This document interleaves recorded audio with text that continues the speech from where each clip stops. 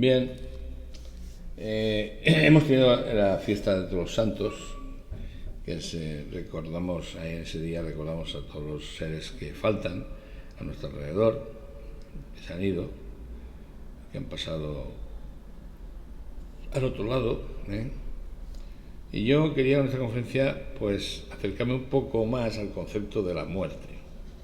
No la muerte como un presagio con algo que sea nefasto, sino que es una ley natural que produce un efecto, cuando uno es consciente de ella, produce un efecto de apaciguamiento, de tranquilidad. Y quería hacer esto además en memoria de una psiquiatra suiza, americana, Elizabeth Kubler-Ross, que tiene multitud de libros y que a mí me han encantado los libros que he leído de ella, me han encantado, me gustan mucho porque es verdad que cuando uno escribe un libro y lo escribe uno mismo, pues deja dentro de las hojas, dentro de las letras, dentro de las expresiones, deja algo de sí mismo. Entonces, ¿quién es esta señora? Pues es una psiquiatra suiza, estadounidense. Al final murió en Estados Unidos, nació en 1926 y murió en el 2004.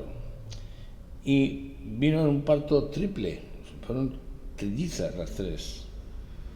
Y pienso que a su madre nunca quiso que estudiara, su padre no quiso nunca que estudiara medicina, pues ella, la vocación fue tan grande que además, menos mal que estudió medicina, porque gracias a ese estudio se focalizó en una especialidad que no había nadie entonces, que es la muerte como experiencia en la vida.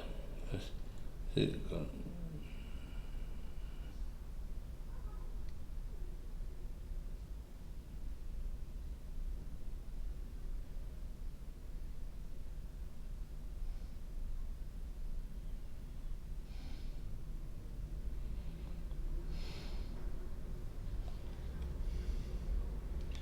bien, a lo largo de la vida uno mismo pues va evolucionando con un objetivo final que es el tránsito a otro plano, a otro lugar, a otro sitio.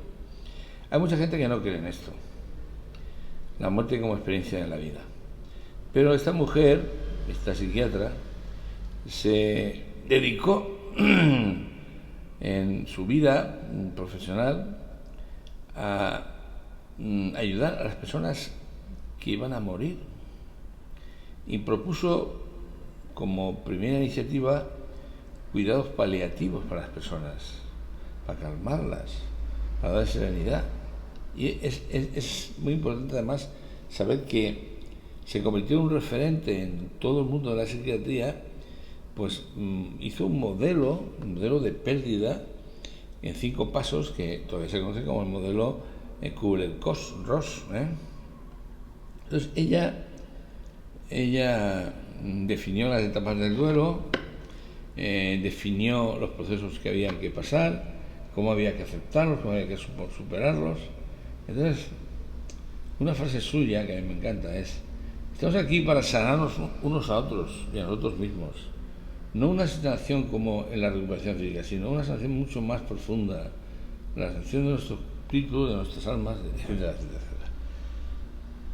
Bien, yo multitud de libros, tengo multitud de libros de ella, porque además he intentado buscármelos en internet, los he encontrado y me he leído alguno más que me he leído, para poder ponerme al día en esta conferencia. Y yo siempre me preparo la conferencia una semana antes, ¿vale? Y si una semana antes de lo que voy a hablar, me leo pues trozos de algunas novelas, paso a otras, en fin, hago una especie de exploración personal. Bien, a mí hay un par de lecciones de vida. Estas son lecciones de vida, son frases que sacan de sus obras, ¿no? Cuando hablamos de aprender nuestras lecciones de vida, estamos hablando de deshacernos de asuntos inacabados. Esto de los asuntos pendientes importantes y necesarios. Los asuntos inacabados no tienen que ver con la muerte, sino con la vida. He tenido una buena vida, dice una gente, pero he sacado tiempo para vivir de verdad.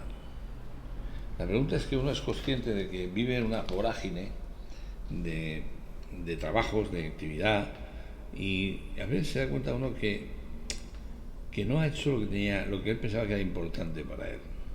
No ha dedicado el tiempo a la familia, no ha dedicado el tiempo frente a los hijos, no ha podido prepararse o formarse de la forma que él le hubiera gustado para ser un buen profesional. En fin, hay una demanda de temas pendientes, de asuntos inacabados, que muchos de nosotros dejamos la vida con una gran cantidad de asuntos pendientes. ¿Por qué? Pues porque lo dejamos para el final, todo para el final. Y al final llega al final y resulta que la mitad de las cosas no las hemos hecho. Para ser auténticos con nosotros mismos, para conocernos bien, para descubrir qué queremos hacer y lo que no, necesitamos comprometernos con nuestras propias experiencias de vida. Todo lo que hacemos debemos hacerlo porque nos produce alegría y paz. Desde el empleo que tenemos hasta la ropa que usamos. Si hacemos algo para aparentar respetabilidad a los ojos de los demás, no estamos viviendo el valor que hay en nosotros. O sea, si vamos a vivir para que los demás digan qué buenos somos y qué importantes somos y qué maravillosos somos, no estamos viviendo la vida que se nos ha regalado. Bien, y este efecto, hay mucha gente que lo vive así. O sea, mucha gente piensa que por llevar un Mercedes pues es más importante que otros que no lo llevan. Que si llevan un Porsche, pues oye, mira, te hago un Porsche. Bueno, pues intentemos vacunarnos contra todo ese tipo de creencias erróneas, porque claro, el tío se ha comprado un Porsche, pero a saber lo que debe, o en qué situación está a nivel económico. O sea, es que claro, supone que eso va a darle un nivel y una categoría, pero no es así. Nosotros estamos por encima de todas estas cosas, ¿eh? Solo podemos encontrar paz y felicidad en el amor cuando eliminamos las condiciones que ponemos a nuestro amor por los demás. Es decir, yo tengo que eliminar condiciones. Yo no puedo tener un amor condicionado. ¿A qué? A que me hagas caso, a que haga lo que yo quiero, a que me digas que sí a todo lo que yo te pido. Eso no es un amor incondicional. O sea, esto lo que repercute es que amemos a una persona pero que no la conocemos y además le imponemos a esa persona las peores condiciones. Cuando tú quieres una persona y es muy exigente, le exiges a esa persona que cumpla con los requisitos que te gustaría que fuera. En cambio, si te quiere a ti de verdad, no te va a imponer ninguna condición. Nos han enseñado que el amor incondicional lo dificulta muchísimo el proceso de querer, tener o ser. Entonces, tenemos que hacernos transparentes, desaparecer, no desear, aceptar. Como seres humanos, seres imperfectos, seres mezclados que somos, no es posible encontrar un amor totalmente incondicional entre nosotros, pero sí que vamos a acercarnos a él, ¿vale?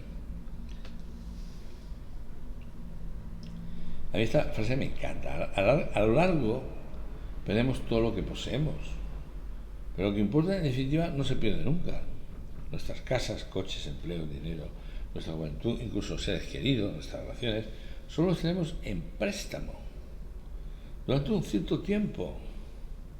Como todo lo demás, no podemos conservar siempre a nuestros seres queridos, nuestras casas, nuestros coches, no podemos conservarlos. Pero la aceptación de esta verdad no tiene por qué entristecernos.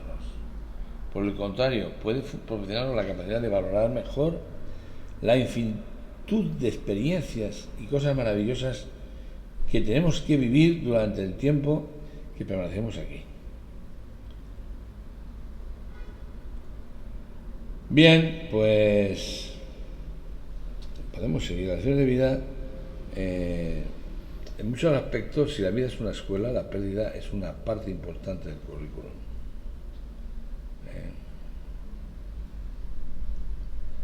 Y a lo largo podemos perder todo lo que poseemos. Hay mucha gente que ha perdido todo el negocio y se ha vuelto abocado al fracaso más ruinoso. Pero de esas cenizas ha vuelto a surgir otra vez para arriba y ha vuelto a triunfar. Porque os voy a decir una cosa, lo más importante que tenemos no se pierde nunca. No se pierde nunca. Podemos desactivar esta luz que tenemos dentro de nosotros y proyectarla alrededor de nosotros, cambiándolo todo, cambiándolo todo. Bien, ¿qué ocurre en este aspecto de pérdida, de acercamiento a la muerte? Pues se produce cuando uno ha experimentado un proceso de pérdida o ha habido una pérdida con algún ser querido, algún familiar, se da cuenta de varias cosas. Yo voy a poner aquí algunas. Primero, se pierde el miedo a la muerte. La persona que está padeciendo pierde el efecto de la muerte. Segunda parte es que la persona que recibe eso, pues yo sé que mi familia tiene una zona, somos de una zona donde de montaña, y entonces allí no hay agua de mar, ¿vale? Pero sí que es verdad que cuando ves a la gente, he visto morir a mis abuelos, a tíos míos, entonces te vas dando cuenta de que es un hecho cotidiano la muerte, no es una cosa especial, no es una transformación especial, es que es una pérdida de desgaste de sistemas, de huesos, de lo que sea, y entonces tenemos que volver a reconstruirnos. Dicen que ahora saben que la muerte solo es desechar un cuerpo físico, muy semejante a quitarse un conjunto de ropas que ya no son necesarias. Cambiar de clima. El tercero recuerda haber tenido una profunda sensación de integridad en la muerte, haberse sentido conectado con todo y con todos y sin ninguna sensación de pérdida. Y finalmente uno acepta o nos cuentan que nunca estuvieron solos, que alguien estaba con ellos. Se sienten acompañados, la gente que está muriendo se siente acompañado. Y ocurren muchos fenómenos que yo he visto algunos de ellos, ahora comentaré, y otros no. Hemos aprendido muchísimo sobre la pérdida gracias a los moribundos, a los propios personajes que se mueren, que nos han contado muchas cosas. Hay gente que está técnicamente muerto en una camilla de operación y luego ha vuelto. Nos ha contado que nunca estuvieron solos, que alguien estaba con ellos. Bien, y uno de los objetivos los propósitos que tiene la pérdida en la vida, fallecer, perder una vida, una relación, una familia, un amigo, lo que sea, es que le produce un efecto de boomerang. Bueno, un efecto de boomerang porque hay una pérdida y resulta que eso nos trae un sentido de unión con todos los seres. Nos une con todos los seres. Todos los seres del planeta deben pasar por la puerta estrecha de la muerte. El único que se salvó de eso fue Jesús. Y bueno, y mucha gente que eso no se lo cree, digamos. Ni cree en la existencia de Jesús, ni cree que eso hubiera sido verdad. Eso es mentira, eso no es verdad. ¿A dónde está comprobado eso? ¿A dónde se testifica? ¿Dónde está escrito que haya sido eso verdad? O sea, hoy en día hay una corriente de despertar de la aceptación de la parte divina del ser humano, pero hay otra parte que niega la existencia de toda la parte divina. Bien, os voy a decir una cosa, esta vida es un regalo, no vais a tener otra vida como esta. Nunca volverás a experimentar el papel que estás haciendo ahora. Ni vas a experimentar la vida como se te ha dado hasta ahora.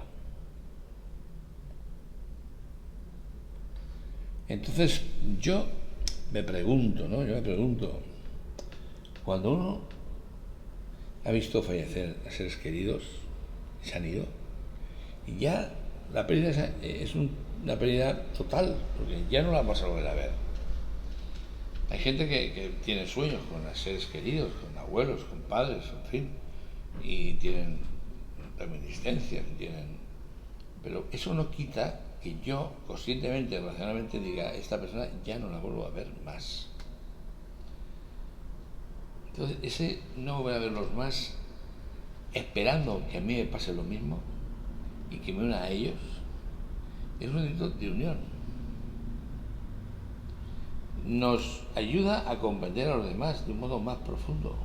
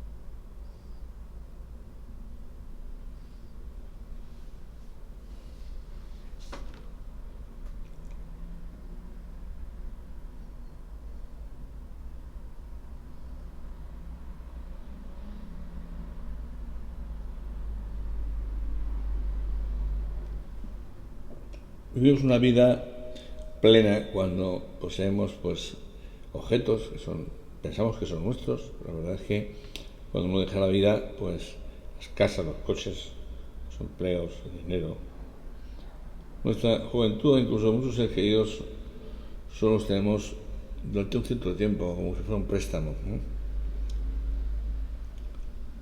No podemos conservar siempre a nuestros seres queridos a nuestro lado. La ley de vida hace que evolucionemos en el tiempo y al final desaparezcamos.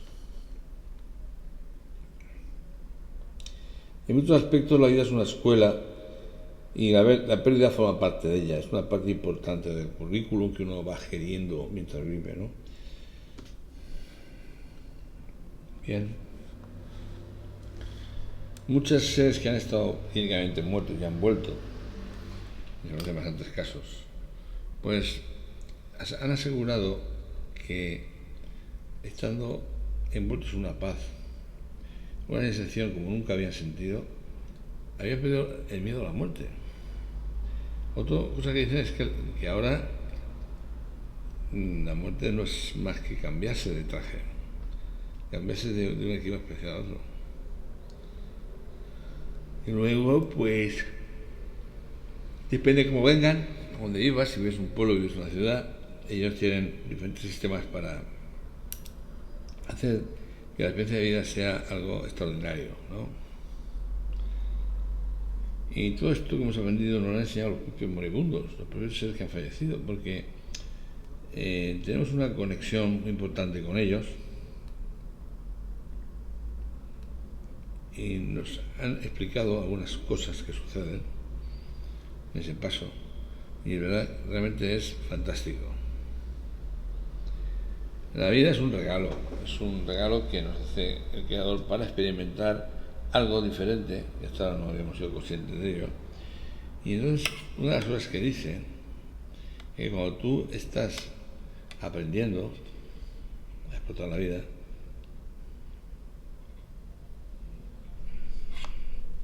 vamos a llevar con nosotros todas las experiencias vividas, esa carga de errores, de aciertos. Y tengo que deciros una cosa, que esta experiencia de vida es irrepetible. Nadie tendrá los amigos que tienes ahora otra vez.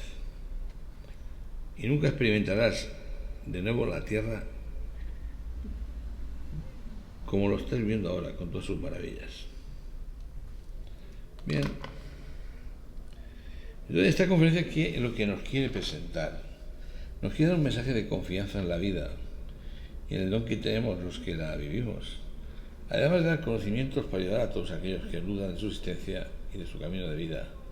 Nosotros damos y aprendemos que la persona que despierta a una nueva realidad, que es la que estamos viendo ahora mismo, tiene que contestar a estas preguntas fundamentales. ¿Por qué morimos? ¿A dónde vamos? ¿Podemos hacer algo para ayudar en estos momentos? Estas y más dudas son resueltas y contestadas y aclaradas a lo largo de esta conferencia. ¿Por qué? Porque he tenido la suerte de que me han sido aclaradas muchas de ellas en mi trayectoria espiritual de vida. Y hoy quiero en esta conferencia compartir algunas de ellas. Y antes de empezar quiero ser honesto con vosotros porque no tengo ningún certificado que asegure que todo lo que voy a contar es lo único y lo verdadero, pero para mí os les contar que sí lo es. Deseo también daros mi gratitud por atenderme y escucharme porque hoy sé que he venido a esto, a ser testigo de mi existencia y experiencias personales. La muerte, ¿qué pensaban los egipcios, por ejemplo, de la muerte? Pues creían que la vida después de la muerte. Pensaban que el alma del difunto viajaba más allá, entonces cuando la persona moría, al cabo de un cierto tiempo modificaban, hacían una momia, ¿no? Existe el libro de los muertos, el egipcio, que pone una serie de conjuros, de fórmulas mágicas, oraciones, etcétera, para poder pasar, ¿no?, el sitio de los ángeles.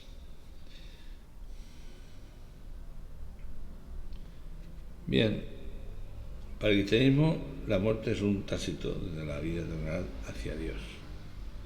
Ese camino de vuelta al Padre, nosotros pues nos damos cuenta de que la muerte es algo que es inherente a todos los seres que están vivos, que tienen un cuerpo, y desde luego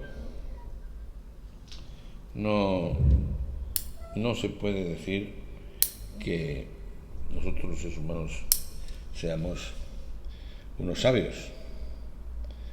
Los cristianos, por ejemplo, piensan que al morir el cuerpo se corrompe, pero el alma sobrevive. La muerte es el descanso eterno junto al Creador, aunque para alcanzar el cielo habrá sido preciso cumplir con las normas que Jesús dio a sus discípulos. Es decir, como los cristianos, los musulmanes también creen que después de la muerte serán juzgados según sus obras. Sus buenas o malas acciones les llevarán al cielo o al infierno. El profeta Mahoma, el que entregó el mensaje de Dios a la humanidad. Bien, el hinduismo, ¿qué es la muerte bajo el concepto de las religiones? Todas las religiones se enfrentan al miedo, a la muerte con miedo. El hinduismo, religión de 750 millones de personas, sostiene que existe vida después de la muerte, pero no como la ven los cristianos y los musulmanes, sino lo ven, creen en una cosa que se puede gestionar, se puede hacer cada vez más grande y más mayor, y ser azul celeste.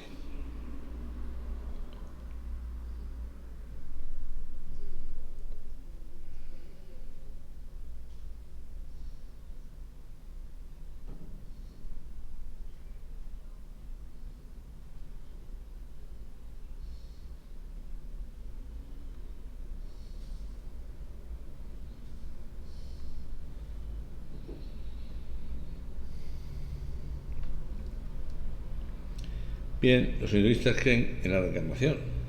Después de la muerte, el alma renace en este mundo, aunque no necesariamente en un cuerpo humano. Puede nacer en el cuerpo de un animal, una planta. Es el karma, es el pago resultante de las acciones pasadas que determinan el tipo de renacimiento. Los budistas, en cambio, se aferran a las 4 nobles verdades y para lograr esas nobles verdades, pues siguen el camino octuple de Buda, ¿no? Cada religión tiene un concepto diferente. El judaísmo, por ejemplo, la muerte determina que te libera de la sujeción a la materia, porque el ser humano está compuesto de un cuerpo y un alma perfecta que le permiten estar en contacto íntimo y absoluto con Dios. Al pecar esa relación se rompe, impregna su cuerpo y alma de impuestos.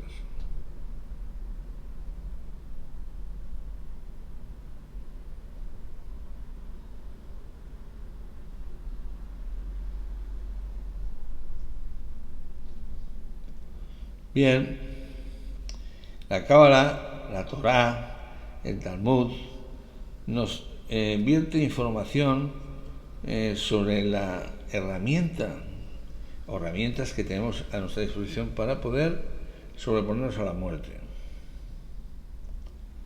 Bien, hay una canción muy famosa de Chris Allen que dice: desearía que vivieras tu vida como si supieras que vas a morir. Porque el temor a esa muerte, a ese efecto desconocido, en un aspecto nos fortalece, porque nos hace pensar en que debemos portarnos bien, hacer buenas obras, y por otro nos debilita, porque produce como una especie de pérdida de realidad. La pérdida de la realidad nos entra en un mundo depresivo, ¿no? Porque de alguna forma la muerte nos niega el futuro, la esperanza, destruye la capacidad de ser feliz. Yo creo que entender la muerte nos puede ayudar a vivir mejor, ¿vale? Bien, después de todo este repaso religioso, podemos decir que la muerte no es el fin de nuestra existencia, es un paso intermedio. O sea, la muerte, muchas veces me preguntaron: ¿acaso el judaísmo cree en la vida después de la muerte? Y la respuesta es un sí rotundo. De hecho, este es uno de los principios fundamentales de nuestra fe, de la fe de la Cábala. Bien. No olvidemos que Jesús era judío, era nazareno, fariseo y gran conocedor de las Escrituras. Moisés le pidió a Dios, le dijo, por favor, muéstrame tu gloria. Y Dios le respondió, no puedes ver mi rostro, porque su hijo me parece a mí.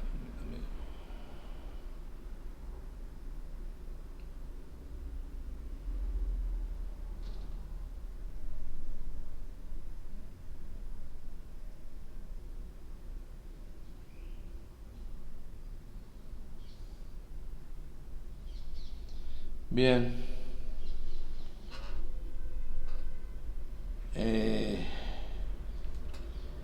Por favor, muéstrame tu gloria. Y Dios le contesta, no puedes ver mi rostro, porque el hombre no puede verme y vivir.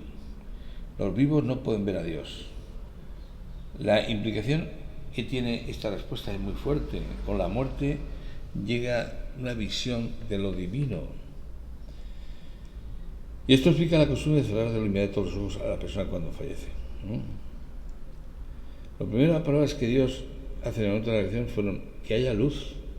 Sin embargo, si lo estudiamos vemos que el sol fue creado el cuarto día, porque resulta que el sol no crea la luz que habla Jesús en principio, que habla Dios en principio. Es una luz la luz que habla de creación es una luz de vida, de que manifiesta, que crea.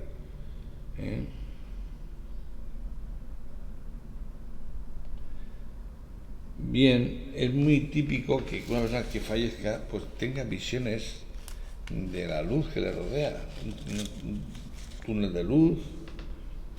Es muy interesante saber que la hermana de Steve Jobs, hablar en el entierro de su hermano, dijo haber visto esa misma escena de luz.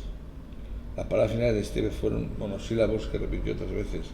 Antes de partir, él miró a su hermana, luego se volvió a hablar a sus hijos y luego a su compañera de vida, Laurín. Y entonces miró por encima de sus hombros y dijo, oh wow, oh wow, oh wow. Aparentemente la belleza de lo que vio le sorprendió.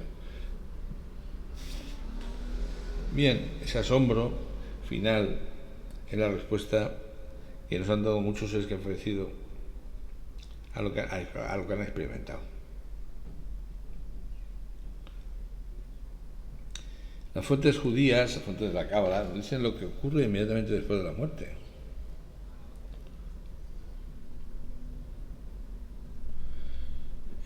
Un gran rabino dice que el Talmud dice, este mundo es como un pasillo antes del mundo venidero. Arréglate en el pasillo para poder entrar al salón.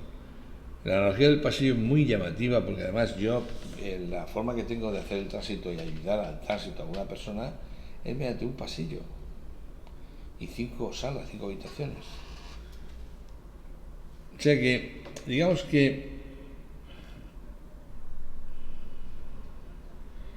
una hora de placer en el mundo venidero es mejor que todo el tiempo en este mundo. Aquí en la tierra buscamos toda la felicidad, el éxito, pero nuestros placeres son transitorios. Nuestro disfrute está limitado por nuestro ser físico. Una vez que traspasamos el pasillo de nuestra vida de una manera que nos vuelva dignos de recibir la recompensa del cielo, tomamos conciencia de nuestro propio ser, de nuestro alrededor, lo que hace que el pasillo terrenal empalidezca en comparación con lo que vemos ahora y el verdadero significado de la felicidad trasciende todo lo que hemos experimentado durante nuestra vida. Bien, morir implica recordar, reflexionar y enfrentarse a una especie de resumen final, de juicio final. En ese juicio, en esa experimentación final se contestan las preguntas fundamentales de nuestra vida, ¿no? Y esta reflexión lo hace todo el mundo. Todo el mundo cuando fallece pasa un periodo de análisis, de juicio, que aproximadamente son 72 horas. 72, 3 días, ¿vale? La verdadera razón por la que lloramos por la muerte de un ser querido lo dijo un gran sabio del Talmud, Rabí Yehudá. Le explicó a sus discípulos, dice, si quieren saber por qué lloro, es solo por la Torá y los actos meritorios que ya no podré cumplir. Bueno, la vida es una experiencia única y irrepetible para cada ser humano que nos presenta oportunidades para el crecimiento personal, y la muerte pone fin a nuestra capacidad de desarrollar todo nuestro potencial. Al contemplar la realidad de nuestro final, de nuestro destino, del destino de toda la humanidad, pues se nos abre una idea profunda de reconocimiento y agradecimiento al Dios Creador por todo lo que representa este acto de experimentar la vida, ¿no? Bien. Y entonces viene la gran responsabilidad del ser humano en la vida, que es descubrir que somos capaces de traer luz divina al mundo, si lo elegimos así. La muerte es un misterio, pero sí que es verdad que este proceso lo han analizado bastantes médicos, bastantes casos que han ocurrido de vuelta a la vida, y puede revelarnos una información espectacular sobre nosotros mismos. Hay muchos doctores que se han dedicado a su estudio y han definido soluciones para el proceso del duelo. El duelo es el proceso de adaptación que sigue a la pérdida de un ser querido. Es decir, a mí me fallece mi marido, mi mujer o quien sea, y entonces se produce una pérdida de valor, de compañía, de valor de realidad, ¿no? Y este proceso, pues,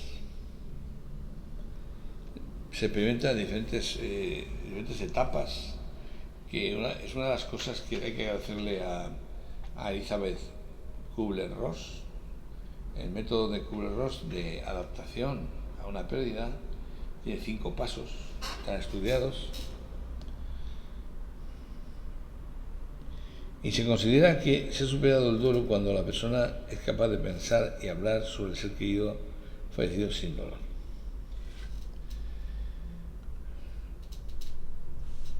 O sea que el duelo lo produce una pérdida de un ser querido. Claro, el duelo también puede complicar bastantes aspectos psicológicos del ser humano. Y en ese sentido es importante reconocer que no solamente el fallecimiento de un ser querido puede ser una pérdida puede ser la muerte de una mascota, por ejemplo, la ruptura de una pareja, la jubilación del trabajo. Son pérdidas que también tienen un efecto parecido a la pérdida de un ser querido. Hay investigadores, Bill y Judy Guggenheim, tuvieron un proyecto de investigación que hicieron sobre comunicación después de la muerte, y dijeron que aproximadamente el 20% de la población de Estados Unidos había tenido una o más experiencias de comunicación después de la muerte. Esto quiere decir que algunos aspectos, factores que han sucedido en el fallecimiento de la persona, pues han sido, primero, sentir su presencia, ¿no? Oír voces, esto lo he sentido yo, he oído voces. Comunicaciones táctiles, de la mano que pasa, que toca la melena, toca la piel. Otras olores, otras apariciones visuales, otras visiones en sueños, otras hasta comunicaciones por teléfono, solo teléfono. Y luego fenómenos físicos, luces, en fin, apagones, etc. Bien, hay un montón de efectos producidos por la muerte de un ser querido.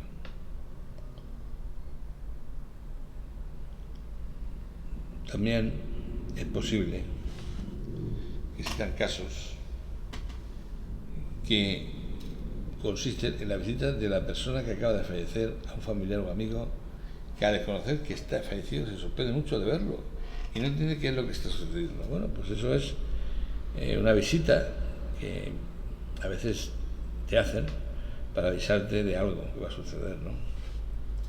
el mundo de los sueños y el mundo del espíritu es algo fenomenal, ¿no? O sea, de una de las cosas que la pérdida realiza es que nos une a nivel de humanidad, ¿eh?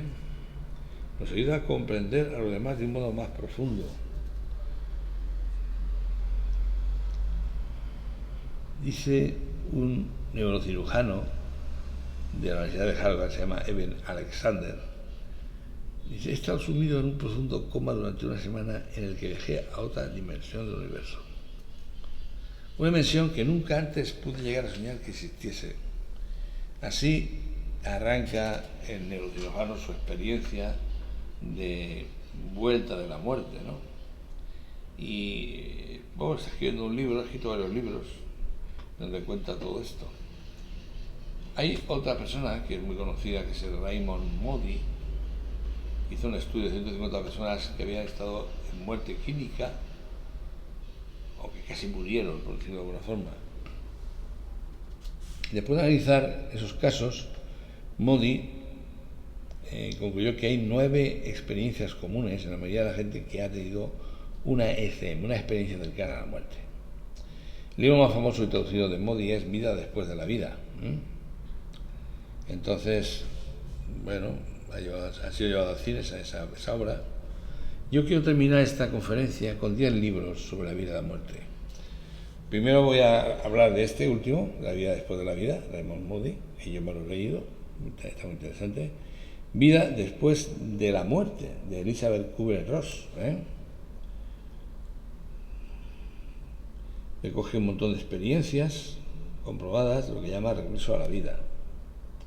Bien, todos somos inmortales, de un físico teórico de la Universidad de Columbia, que estudia el tema a nivel psiquiátrico y descubre un verdadero esquema de comportamiento, ¿no? Destino de las almas, de Michael Newton. Michael Newton es un doctor en psicología, máster certificado de hipnoterapia y miembro de la American Counseling Association. O sea, teoriza sobre la muerte como un tránsito entre 2 dimensiones físicas y también experiencias sensoriales perfectamente medibles y cuantificables. Un camino hacia la luz en el umbral de la muerte, del doctor José Miguel Gaona, muy conocido, el doctor psicólogo aquí en España, español. Es doctor en medicina, en la rama de psiquiatría, por la Universidad Complutense de Madrid, y además se ha hecho muy famoso porque ha salido en el programa de Iker Jiménez. Bien, otro libro, Morir para ser yo, de Anita Moorjani. Os lo recomiendo de forma muy particular, porque es que esta mujer se diagnosticó cáncer, murió y volvió a resucitar, volvió a la vida, curada, nadie se lo explica, y contó todo el tiempo que estuvo en coma, fallecida, qué es lo que le había pasado. Es un libro impresionante, ¿vale? Morir para ser yo. La prueba del cielo, del famoso Eben Alexander, que vamos a hablar al final de él. Es ese neurocirujano, profesor de la Escuela de Medicina de Harvard, y que luego de sufrir una experiencia cercana a la muerte, contó su experiencia en la que intenta demostrar que lo que vivió es la prueba definitiva de que la existencia de algún tipo de realidad una vez acaecida la muerte física. Yo vi la luz, de Enrique Vila López. O sea, este médico estuvo 30 años ejerciendo su profesión en el Hospital de la Virgen de Macarena de Sevilla, y lo cual le permitió obtener testimonio de primera mano sobre experiencias cercanas a la muerte. El doctor Vila López, los testimonios que parecían conducir a una idea única, la posibilidad de que luego de la muerte ocurra un fenómeno muy concreto que asegure la supervivencia de la conciencia humana. Bien, hay muchos libros, ¿no? O sea, he puesto algunos aquí y voy a poner algunos más en un enlace que tengo aquí arriba. Entonces, libros para afrontar la muerte con naturalidad, libros de ensayos sobre la muerte, biografías contadas ante el estupor de la muerte, libros de historia sobre la muerte, novelas que son libros sobre la muerte. Hay mucha información en Internet. Internet se ha convertido en la biblioteca de Alejandría, ¿no? Hay libros, yo me compro pocos libros ahora, casi todo lo leo a través de Internet, de Amazon, la suscripción que tengo a Amazon. Bien, ¿qué conclusiones personales puedo aportar yo después de hablar de todo esto? Porque somos viajeros en una densidad material, en un mundo físico material, que creemos que es la única realidad y es temporal. Vivimos un tiempo determinado, porque así ha sido elegido y decidido por quien sea. Y nuestra vida, experimentar esta vida, este proceso de vida, es una oportunidad de conocer desde nuestro traje, desde nuestra materia, nuestra esencia verdadera, nuestra conciencia divina. Podemos elegir, podemos dar, podemos experimentar el amor desde lo más profundo de la creación. Y también lo que demuestra todos estos casos que hemos estado hablando es que somos seres eternos. Podemos descubrir la eternidad asociada a quien nos crea su imagen y semejanza. Descubrir la eternidad asociada a nuestra divinidad. Ser conscientes de la multitud de seres que nos acompañan en este caminar. Que no estamos solos y todos estamos conectados, somos hijos de Dios. Podemos descubrir nuestro potencial verdadero. Podemos despertar y darnos cuenta de quién somos. Que la muerte no existe, es un proceso de cambio que nos permite seguir nuestro verdadero camino, similar al nacimiento. Y voy a decir por último una cosa que es muy importante. El amor del Padre es misericordia y generosidad. El Padre siempre está creando de forma generosa. Y para comprobar esto tenemos que separarnos de Él lo máximo. Separarnos lo máximo que podamos y comprobarlo que efectivamente es así. Que nos alimenta con el aire que respiramos para poder vivir. Y al darnos cuenta ascendemos a la escala de conciencia que nos espera para volver a Él. Y voy a decir una cosa, la generosidad se explica con una palabra en la Cábala. La palabra es Gesed. Y tiene un peso de numerología, el de números, los números que lo componen, que es 72. O sea, Gesed equivale a 72. Equivale al tiempo que tardamos en pasar de un estado material a un estado espiritual. 72 horas. 3 días.